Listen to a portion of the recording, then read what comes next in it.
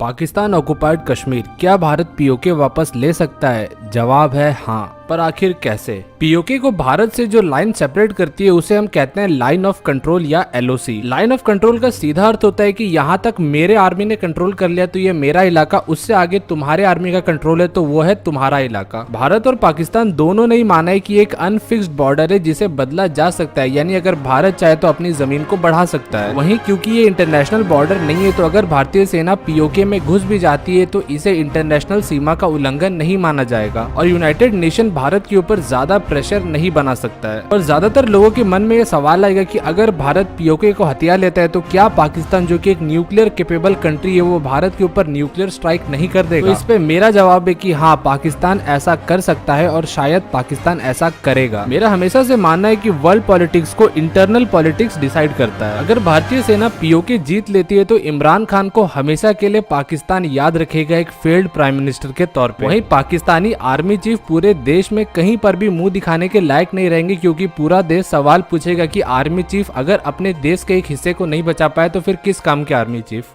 तो अपने आप को पॉलिटिकली जिंदा रखने के लिए हो सकता है पाकिस्तानी लीडर से डिसाइड करे कि भारत के ऊपर हम न्यूक्लियर स्ट्राइक करेंगे जिससे भारत पीछे हट जाए और कश्मीर को, यानी पाकिस्तान ऑक्युपाइड कश्मीर को छोड़ दे। पर अगर पाकिस्तान ऐसा करता है तो वहां के लीडर्स को उसका परिणाम मालूम है। उस दिन को हमेशा के लिए पाकिस्तान की हिस्ट्री में एक काले दिन के तौर पर लिख दिया जाएगा, क्योंकि इस काम का जो परिणाम होगा वो न सिर्फ पाकिस्तान या भारत बल्कि पूरी दुनिया के ऊपर अपना असर दिखाएगा। तो उसके बाद भी पाकिस्तानी आवाम अपने लीडर से पूछेगी कि क्या मिला तुम्हें एक कश्मीर के चक्कर में पूरे पाकिस्तान को बर्बाद करके? तो सत्ता तो उनके हाथ से तब भी छीन लिया जाएगा। अगर पाकिस्तानी लीडर्स में और आर्मी चीफ्स में थोड़ी सी भी अकल होगी तो वो इस युद्ध को कभी भी एक न्यूक्लियर युद्ध में नहीं तब्दील होने देंगे और इसे कन्वेंशनल वॉर ही रहने देंगे। तो अब समझते हैं कि कैसे भारत एक कन्वेंशनल वॉर की मदद से पाकिस्तान ऑक्युपाइड कश्मीर, जो कि भारत का एक अभिन्न अंग है, उसे भारत में वापस ला सकता है। कुछ लोगों का कहना है कि पीओके ले करके होगा क्या? पीओके एक बेकार सा पहाड़ी इलाका है जिसे ले भी लिया तो कोई ज्यादा फायदा नहीं होगा। तो वॉर गेमिंग स्टार्ट करने से पहले ऐसे लोगों को मैं जवाब दूंगा पीओके की ज्योग्राफी समझा के और उसका ज्योग्राफिकल एडवांटेज बता के। पाकिस्तान ऑक्युपाइड कश्मीर को पाकिस्तान ने दो इलाकों में बांट रखा है। एक नीचे वाला हिस्सा है जिसे वो आजाद कश्मीर बुलाते हैं और एक ऊपर वाला पहाड़ी इलाका है जिसे वो गिलगिट बाल्टिस्तान कहते हैं।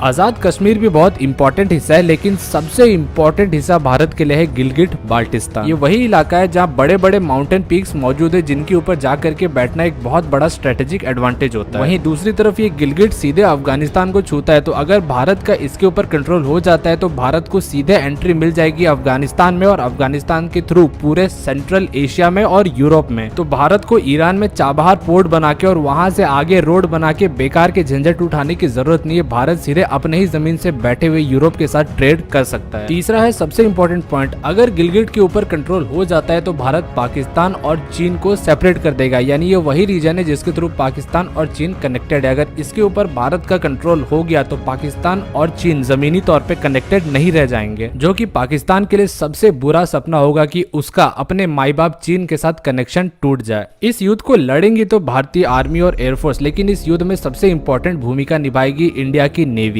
भारत को सीधे तौर पे 1 से 1.5 लाख सैनिकों को सीधे एलओसी के पास तैनात करना होगा। वहीं करीब 1 लाख और सैनिक जम्मू और कश्मीर और लद्दाख के रीजन में बैठे होंगे बैकअप के तौर पे। भारत को प्रोटेक्शन के तौर पे पूरे भारत पाकिस्तान बॉर्डर पे ही अपने सैनिकों को तैनात करना होगा। चीन की सीपीईसी की सड़क गिलगिट बाल्टिस्तान से होके गुजरती है, तो अगर इस रीजन में भारत का कब्जा होता है तो चीन का भविष्य खतरे में आ जाएगा। इसीलिए इस युद्ध में चीन का उतरना भी निश्चित है। तो भारत को एलएसी और पूरे चाइनीज बॉर्डर के ऊपर भी अपने सैनिकों की तैनाती को बढ़ाना पड़ेगा ताकि चाइना की तरफ से होने वाले किसी भी एग्रेशन को हम वहीं पे रोक सकें। भारतीय सेना पीओके में घुसने के लिए इन्फेंट्री प्लस आर्टिलरी का मूव अपना सकती है और इन दोनों को बैकअप देगी इंडियन एयरफोर्स। सबसे पहले इजरायली लेजर गाइडेड बॉम्ब से लदे भारतीय फाइटर जेट्स पीओके में एंटर करेंगे और बॉर्डर से सटे हुए जितने भी इंपॉर्टेंट एयर बेसेस और रडार स्टेशन से उन्हें मार गिराएंगे। उसके बाद जितने भी मिलिट्री के एम्यूनिशन रखने की जगह है उन सबको डिस्ट्रॉय करेंगे। एयरफोर्स जिस हिस्से में तबाही मचा के आएगी वहाँ पे फिर आर्टिलरी फायर खोल दिया जाएगा, यानी हमारे जितने भी तोपे उसी इलाके में ताबड़तोड़ फायरिंग शुरू कर देंगे, जिससे पाकिस्तानी सेना की कमर और भी ज्यादा टूटने लगेगी। इस आर्टिलरी फायर के साये में भारतीय सैनिक धीरे धीरे करके अंदर घुसेंगे पीओके के और इम्पोर्टेंट लोकेशंस पे कब्जा करना शुरू करेंगे। इसी सेम स्ट्रेटेजी को भारत पूरे युद्ध के दौरान कंटिन्यू करने वाला है, लेकिन जैसे ही गिलगिट बाल्टिस्तान छिनता हुआ दिखाई देगा, युद्ध में एंट्री करेगा चीन और चीन का पहला टारगेट होगा सियाचिन। सियाचिन एक ट्रायंगल की तरह है, जिसके एक फेस पे तो भारत मौजूद है, लेकिन दूसरे फेस पे है पीओके जो कि पाकिस्तान के कंट्रोल में है, और तीसरे फेस में सक्सगाम वैली जो कि चीन के कंट्रोल में है। सक्सगाम वैली पीओके का ही हिस्सा है, यानी पीओके का तीसरा हिस्सा है, जिसे पाकिस्तान ने चीन को गिफ्ट के रूप में दे दिया था। पाकिस्तान और चीन मिल करके एक सिंक्रोनाइज अटैक करेंगे, जहां एक तरफ पीओके की तरफ से पाकिस्तानी आर्मी आगे बढ़ेगी, सक्सगाम वैली की तरफ से चाइनीज सोल्जर्स आगे बढ़ेंगे, वहीं दूसरी तरफ काराकोरम पास का इस्तेमाल करते हुए यानी अक्साई चीन की तरफ से भी चाइनीज सैनिक आगे बढ़ेंगे। इस तरह से मूव करने पर वो सियाचिन को भारत से काट सकते हैं और आसानी से सियाचिन के ऊपर कब्जा कर सकते हैं। ऐसा होने पर भारत सरकार के ऊपर काफी ज्यादा प्रेशर बनेगा और चीन प्रेशर बनाएगा कि भारत पीछे हटे, तभी हम सियाचिन को छोड़ेंगे। पर चिंता करने की कोई बात नहीं है, चीन का सोल्यूशन भारत के पास है। भारत चीन को बड़े ही प्यार से समझा सकता है कि अगर चीन इस मैटर से दूर रहता है तो जिस दिन चीन ताइवान के ऊपर हमला करेगा उस दिन भारत भी चीन के मैटर में नहीं बोलेगा और पूरी दुनिया से कहेगा कि ये चीन और ताइवान का इंटरनल मैटर है। और अगर तब भी चीन नहीं मानता है तो उसके बाद काम आएगी भारत की नेवी।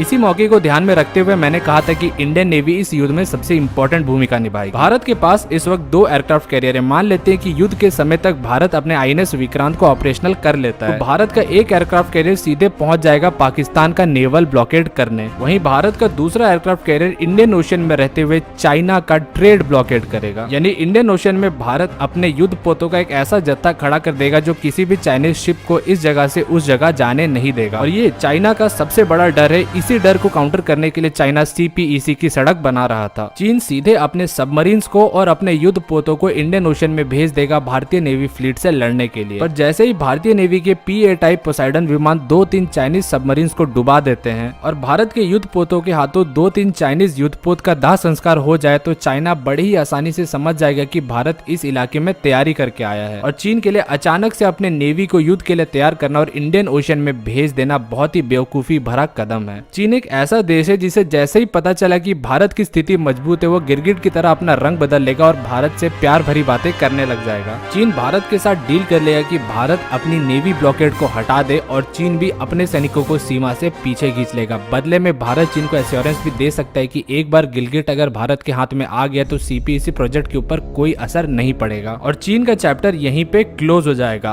अब बचा पाकिस्तान। पाकिस्तान के ऊपर जो नेवल ब्लॉकेड करेगा भारत, वो गरीबी में आटा गीला होने जैसा होगा, क्योंकि पाकिस्तान ऐसे ही आर्थिक मंदी से गुजर रहा है। पाकिस्तान के पास कुछ ही हफ्तों का पैसा बाकी है। ऐसे में अगर उसका ट्रेड ब्लॉकेड भी हो जाता है तो पाकिस्तान कहीं का नहीं रहेगा। युद्ध में एक बहुत ही इंपॉर्टेंट फैक्टर होता है इंटरनेशनल प्रेशर। जहां तक अमेरिका की बात है तो हो सकता है जो बाइडेन भारत का विरोध करे। भारत को अमेरिका से काफी ज्यादा फायदा मिलता है, वहीं भारत एक स्ट्रेटेजिकली बहुत ही इंपॉर्टेंट पार्टनर है, तो अमेरिका भी भारत के ऊपर कोई ज्यादा प्रेशर नहीं बनाएगा। और जहां तक बात रही फ्रांस की और रूस की, तो ये दोनों तो मौजूद ही है यूएनओ में भारत के लिए वीटो करने के लिए। तो इंटरनेशनली भारत ने पिछले कुछ सालों में अपने आप को काफी अच्छे पोजीशन पे ला करके खड़ा कर दिया है। पर काफी लोगों के मन में ये सवाल उठ रहा होगा कि क्या पाकिस्तान ऑक्युपाइड कश्मीर को वापस लेने का खून खराबा ही एकमात्र सोल्यूशन है? क्या भारत बिना खून खराबा के पीओके वापस नहीं ले सकता है? तो इसका जवाब है हाँ, भारत नॉन मिलिटरीली भी पीओके को वापस ले सकता है। पीओके की जनता वैसे भी पाकिस्तान सरकार के खिलाफ विरोध प्रदर्शन करते रहती है और हमेशा से पाकिस्तान सरकार से आजादी मांगती रही है। वहीं चाइनीज इन्वेस्टमेंट स्टार्ट होने के बाद वहाँ की जनता और भी ज्यादा डरी हुई है। उन्हें लगता है कि जैसे सक्सगाम वैली को पाकिस्तान ने चीन को बेच दिया, वैसे ही गिलगिट बाल्टिस्तान को भी चीन के हाथों बेच दिया जाएगा। भारत इस डर का बहुत बेहतरीन तरीके से इस्तेमाल कर सकता है और वहाँ की जनता को एक प्लेटफॉर्म दे सकता है जिससे उनकी आवाज और भी ज्यादा मजबूत हो, वहाँ पे विरोध और भी ज्यादा तेज हो और वहाँ पे एक आर्म्ड कॉन्फ्लिक्ट शुरू हो जाए। अगर सेम चीजें पाकिस्तान भारत के खिलाफ कर सकता है तो भारत क्यों नहीं पाकिस्तान के खिलाफ सेम चीजें करेगा? क्या भारत सिर्फ सहने के लिए बैठा है? इस इलाके में चाइनीज प्रोजेक्ट्स और चाइनीज इंजीनियर्स पे हो रहे हमलों को देखते हुए लगता है कि यहाँ पे गुस्सा बहुत तेजी से भड़क रहा है और देखते ही देखते ये विरोध एक विद्रोह का रूप ले लेगा। तो यहाँ पाकिस्तान हमें एक बहुत बड़ी सीख दे जाता है और ये सीख ये है कि हमें युद्ध सिर्फ सीधे सीधे नहीं लड़ना, युद्ध लड़ने के और भी तरीके होते हैं और हम सीधे तौर पे हथियार उठाए बिना भी बहुत बड़ी तबाही मचा सकते हैं, जैसा पाकिस्तान पिछले 20-30 सालों से भारत में मचाता आ रहा है। अगर आप मुझसे पूछे तो इसका कोई एक तरीका नहीं है, इसमें हमें हार्ड और सॉफ्ट को मिला करके चलना होगा। जैसा कि 1971 में हुआ था, जब जनता अपनी सरकार के खिलाफ भड़क गई तो मौके मौके का फायदा उठाते हुए भारत ने बांग्लादेश का निर्माण कर दिया। ठीक उसी तरह जब पाकिस्तान ऑक्युपाइड कश्मीर में जो इंटरनल विद्रोह है वो अपने चरम सीमा तक पहुंच जाएगा तो भारत उस मौके का फायदा उठाते हुए मिलिटरीली इंडियन आर्मी इस चैप्टर को हमेशा के लिए समाप्त कर देगी। यानी इस युद्ध को शुरू तो करेंगे पीओके के लोग, लेकिन इसे खत्म करेगी भारत की सेना।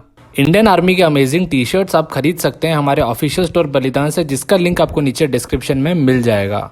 तो दोस्तों वीडियो को यहीं पे खत्म करते हैं। अगर वीडियो जरा सा भी पसंद आए तो एक लाइक जरूर देते जाइएगा। आज के लिए बस इतना ही, मिलते हैं अगले वीडियो में, तब तक के लिए थैंक्स फॉर वॉचिंग।